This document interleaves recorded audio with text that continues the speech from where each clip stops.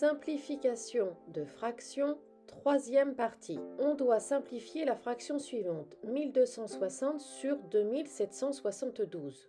Les nombres sont importants. Si je procède avec les critères de divisibilité ou les tables de multiplication, il va y avoir de très nombreuses étapes et j'augmente les possibilités d'erreur.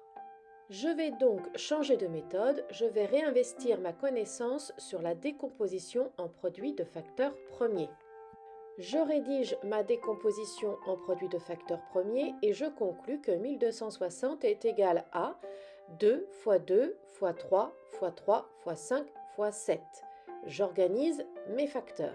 Pour 2772, je rédige ma décomposition et j'en conclus que 2772 est égal à 2 fois 2 fois 3 fois 3 fois 7 fois 11.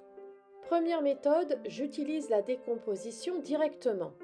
Grâce à mes décompositions, je peux écrire 1260 sur 2772 égale 2 fois 2 fois 3 fois 3 fois 5 fois 7 sur 2 fois 2 fois 3 fois 3 fois 7 fois 11.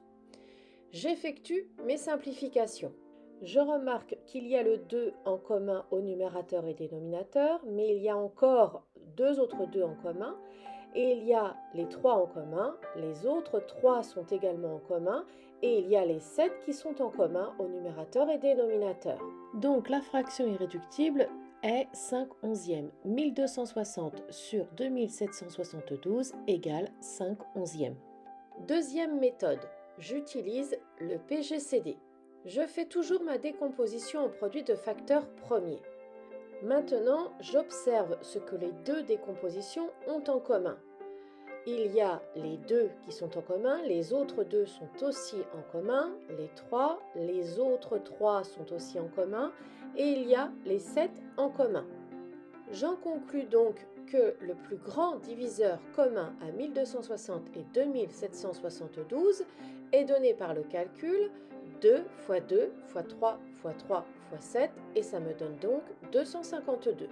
J'écris PGCD parenthèse 1260 point virgule, il est important, 2772, je ferme ma parenthèse égale 252.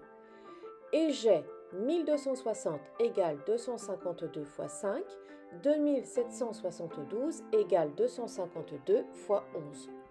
Maintenant, je simplifie ma fraction. 1260 sur 2772 est égal à 252 fois 5 sur 252 fois 11.